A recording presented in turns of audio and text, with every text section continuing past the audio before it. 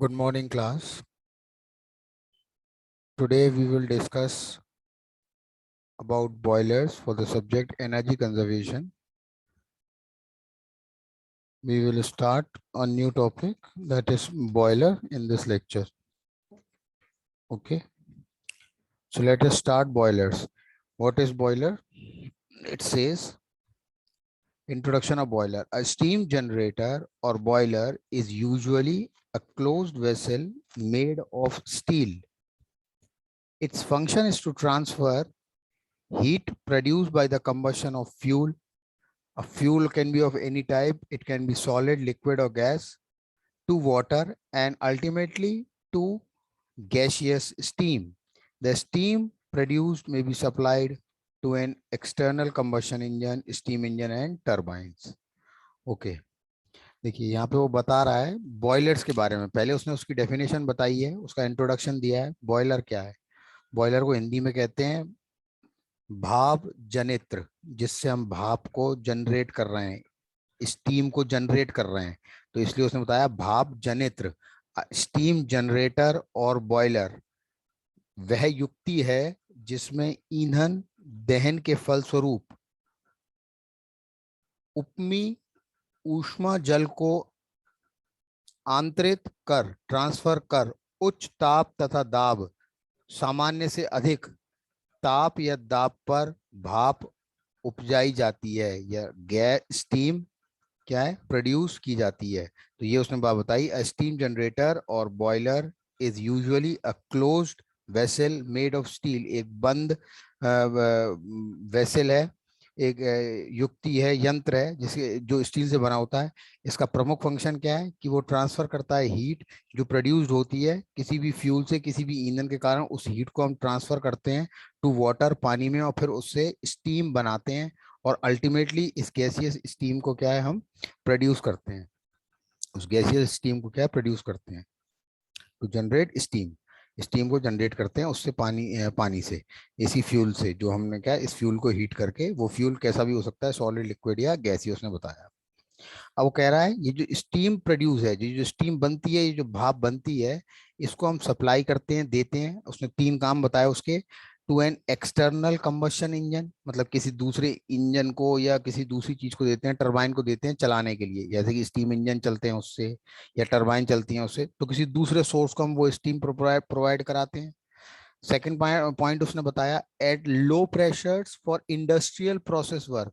कम pressure पे कुछ industrial औद्योगिक कार्य करने के लिए, जैसे कि कॉटन मिल्स के अंदर, जैसे कि जहाँ पे कॉटन मिल्स होती हैं वहां पे, शुगर फैक्ट्रीज के अंदर, ब्लीचिंग ऑफ शुगर में काम आती है तो शुगर फैक्ट्रीज के अंदर, ब्रूरीज, ब्रूरीज मतलब डिस्टिलरीज होती हैं, एक्सेट्रा, इस तरीके की जगहों पे काम आता है। स्टीम यूज की जाती है जो बॉयलर से हमें मिलती है।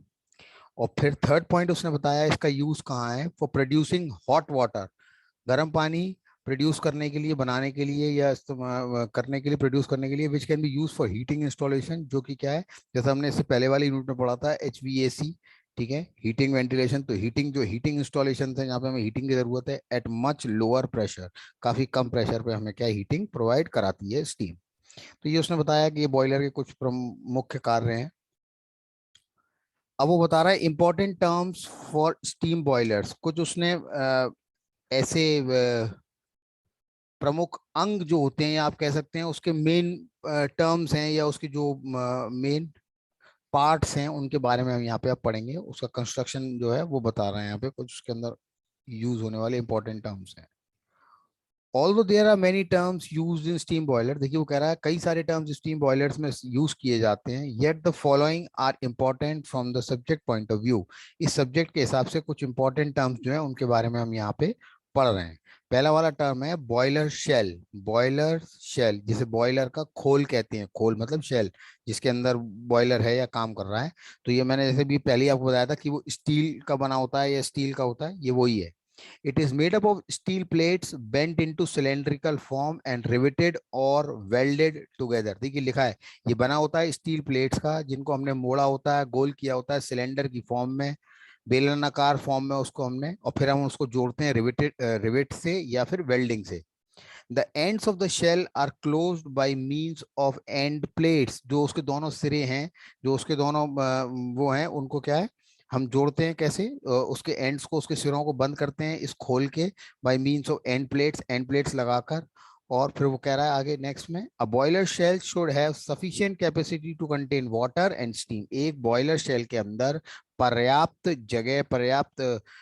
जगह होनी चाहिए, जिससे कि क्या है, उसके अंदर वाटर और स्टीम को रखा जा सके, एकत्रित किया जा सके, संचित किया जा सके, ये वो बता रहा है। तो यहाँ पे उसने बताया कि यह स्टील या इस्पात की चद्दरों द्वारा निर्मित बेलनाकार आकृति का होता है, लिखा हुआ है सिलेंड्रिकल फॉर्म, बेलनाकार आकृति का होता है। खोल के सिरे बंद होते हैं, उसने बताया एंड से, मैंने आपको बताया खोल के सिरे बंद होते हैं, जो फ्लैट होते हैं, कॉन्वेक्स हो सकते हैं, उत्तल हो सकते हैं, या कॉनकेव होते हैं, या अवतल हो सकते हैं। बॉयलर खोल में पानी संचित किया जाता है और निर्मित भाप को पानी के ऊपरी खाली स्थान से एकत्र किया जाता है। तो पानी है, पानी के ऊपर जो है खाली है, उसमें क्या है, स्टीम रहेगी। बॉयलर खोल के बाहर प्रेशर गेज लगे होते हैं, ये बात उसने बताइए, और सेफ्टी वॉल्व लगे होते हैं, ये सब चीजें वो बता रहा है। अब दूसरी चीज है combustion chamber. Combustion chamber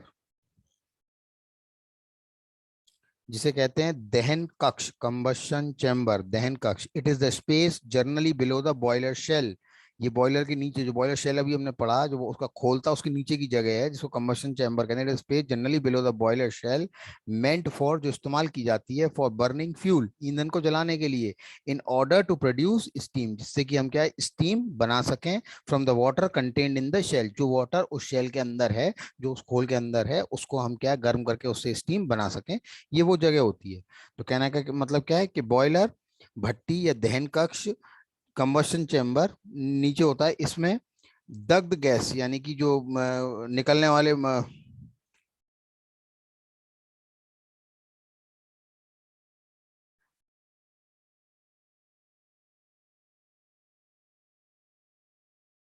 combustion chamber और भट्टी नीचे क्या है, बॉयलर के बने होते हैं, ये बात उसने यहाँ पे बताई है।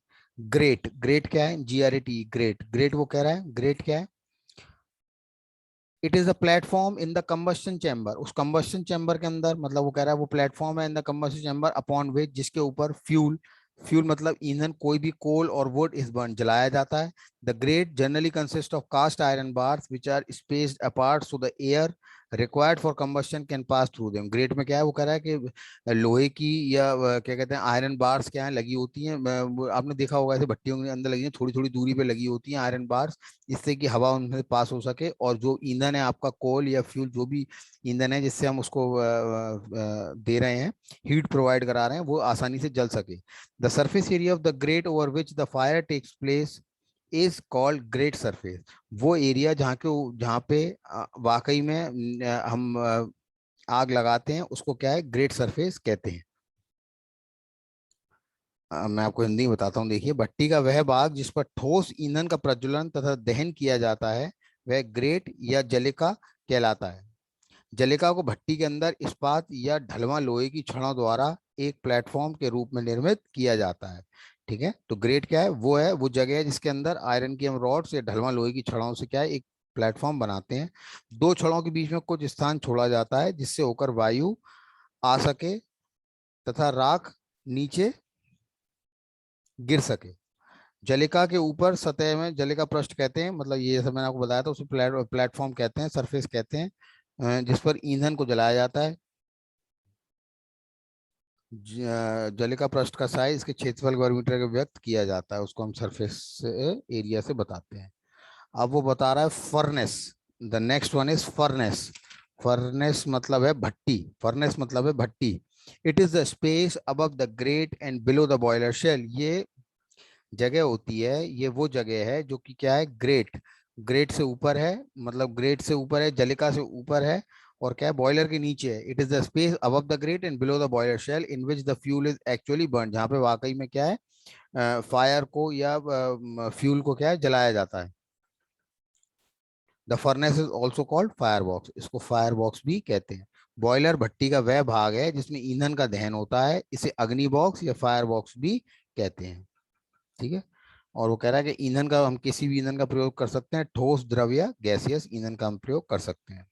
फिफ्थ उसका टर्म है जो बॉयलर्स में यूज किया जाता है, वो है heating surface. It is the part of the boiler surface which is expose to the fire.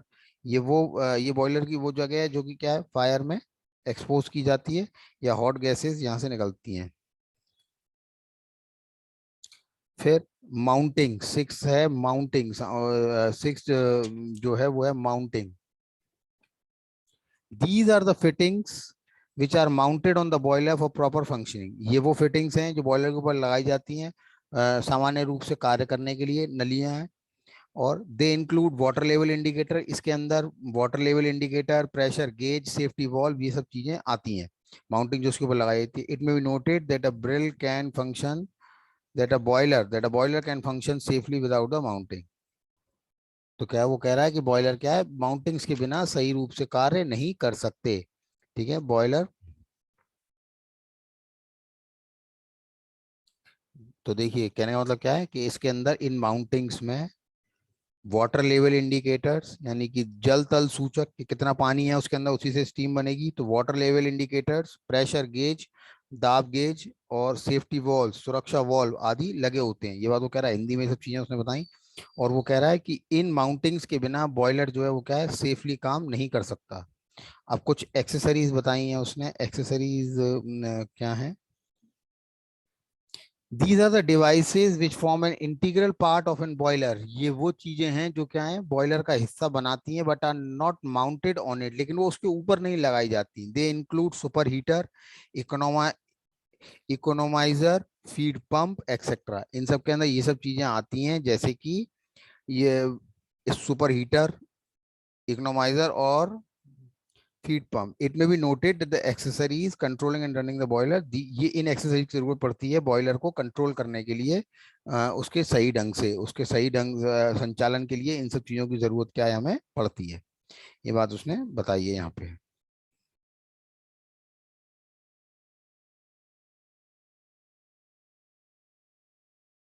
अब देखिए वो बता रहा है कुछ essentials of good steam boiler. वो कह रहा है कुछ चीजें जो क्या है, जरूरी हैं अच्छे स्टीम बॉयलर होने के लिए। Following are the important essentials of a good steam boiler. It should produce maximum quantity of steam with the given fuel. देखिए जितना फ्यूल आप जला रहे हैं उससे आपको मैक्सिमम, अधिकतम क्वांटिटी ऑफ स्टीम मिलनी चाहिए, मैक्सिमम स्टीम स्टीम मिलनी चाहिए जितना भी फ्यूल आप जला रहे हैं। It should be economical to install. Boiler लगाने में क्या है, ज्यादा महंगा नहीं होना चाहिए। And should require little attention during operation. और जब वो चल रहा है या जब उसका परिचालन हो रहा है तब उस समय ज्यादा उसको देखने की या रख रखाव की जरूरत ना हो, ऐसा होना चाहिए। It should rapidly meet the fluctuation of load. वो जल्दी से ही जो लोड है जो उसके ऊपर है उसको क्या है, वो जल्दी से भाप के उसके अनुसार कार्य करना चाहिए लोड के हिसाब से। It should be capable of quick starting. Boiler जल्दी से स्टार्ट होना चाहिए, अपनी प्रक्रिया प्रणाली को क्या है, शुरू कर देना चाहिए तुरंत। It should be light in weight. Boiler वजन में कम होना चाहिए। It should occupy a small space. Boilers को जगह कम घेरनी चाहिए। The joints should be few. Boiler के अंदर जो जोड़ हैं वो क्या है, कम से कम होने चाहिए। And accessible for inspection. और अगर जोड़ हैं तो वो इस हिसाब से होने चाहिए कि समय समय पे उनकी निगरानी की जा सके। The mud and other deposits, ये मिट्टी और जो उसके अंदर दूसरे डिपॉजिट्स हैं, should not collect on the heating plates. Heating plates के ऊपर नहीं जमने चाहिए। The refractory material should be reduce to minimum. जो रिफ्रैक्टरी मटेरियल है, that it should be sufficient to secure easy ignition, smokeless combustion of the fuel on reduced load. और वो क्या कह रहा है, और वो ये कह रहा है कि but it should be sufficient to secure easy ignition and smokeless combustion. हाँ, और लेकिन वो कह रहा है कि बॉयलर के अंदर इजी, आसानी से प्रज्वलित होना चाहिए, और जो स्मोकलेस कंबशन जो जल रही है उसके अंदर धुआं नहीं होना चाहिए। और क्या है, फ्यूल भी क्या है, कम लगना चाहिए, रिड्यूस लोड। अगर उसका लोड कम है तो फ्यूल भी क्या है, कम खपत होनी चाहिए। ये उसने बताया। ये कुछ इंपॉर्टेंट चीजें हैं जो किसी बॉयलर के अंदर होनी चाहिए। The tube should not accumulate suit और वाटर डिपॉजिट। जो ट्यूब या माउंटिंग्स हमने बॉयलर के ऊपर लगाई हैं उनके ऊपर कालिक या पानी के धब्बे नहीं पड़ने चाहिए। And should have a reasonable margin of strength. और उनके अंदर इतनी क्षमता होनी चाहिए कि वो वियर और कोरोजन, कहने का मतलब है जो उसके ऊपर वियर एंड टीयर है, या उसके ऊपर जो मतलब है वो प्रभाव नहीं होना चाहिए, वो मतलब खराब नहीं होने चाहिए इतनी आसानी से, इतने सक्षम होने चाहिए कि वो कोरोजन, जंक का या इन सब चीजों का क्या है सहन कर सकें, ये बात उसने बताई है। इतनी स्ट्रेंथ उसके अंदर होनी चाहिए। The water and flue gases circuit should be design to allow maximum fluid velocity without incurring heavy frictional losses. वो कह रहा है वाटर और गैसेस जो हैं वो क्या है आसानी से उसके अंदर से जा सकें, मैक्सिमम फ्लूइड वेलोसिटी होनी चाहिए, पूरी तेजी के साथ पूरी क्षमता के साथ वो जा सकें, और उसके अंदर क्या है फ्रिक्शनल लॉसेस नहीं होने चाहिए, हैवी फ्रिक्शनल लॉसेस नहीं होने चाहिए। ये बात उसने बताई। ये कुछ पॉइंट्स हैं जो क्या है किसी भी अच्छे बॉयलर की क्या है प्रॉपर्टीज हैं या उनके अंदर होने चाहिए। ओके, अब सिलेक्शन हम कैसे करेंगे स्टीम बॉयलर का, उसने बताया selection of a steam boiler, the selection of type and size of a steam boiler depends on the following criteria. इस क्राइटेरिया के आधार पर हम किसी भी बॉयलर का चुनाव करते हैं, और उसके साइज को वो करता उसके साइज डिपेंड करता है। The power required and the working pressure, हमें कितना पावर चाहिए और किस प्रेशर पे हमारा बॉयलर काम करेगा। The geographical position of the power house, जिस जहां से उसको पावर मिलेगी उसकी पोजीशन क्या है या वो फिजिकली कहाँ पे प्रेजेंट है। The fuel and water available, जो उसको पानी और ईंधन की आवश्यकता है वो उसे कैसे मिलेगा। The probable permanency of the station, permanency of the station, the probable permanency of the station, जहां पे आप बॉयलर को इंस्टॉल कर रहे हैं वो कितने दिन वहां पे रहेगा, वो परमानेंट है वहां पे या वहां से आपको हटाना पड़ेगा, इस बात को भी क्या है देखा जाता है। द प्रोबेबल लोड फैक्टर, और उस बॉयलर के ऊपर लोड कितना होगा इस बात को भी निर्धारण बॉयलर की सिलेक्शन के समय किया जाता है कि बॉयलर के ऊपर कितनी लोड होगा, कितनी आवश्यकता होगी। अब यहाँ पे वन हम यहाँ पे हम डिस्कस करेंगे। अब एक टाइप का बॉयलर है, an example of one boiler is Babcock and Wilcox boiler. Babcock and Wilcox boiler, इस बॉयलर के बारे में पढ़ेंगे। ये एक बड़ा बॉयलर है और इसकी कंस्ट्रक्शन यहाँ पे आपको फिगर यहाँ पे दिखाया गया है। इसको नेक्स्ट क्लास में डिस्कस करेंगे, स्टूडेंट्स, इसे नेक्स्ट क्लास में डिस्कस करेंगे।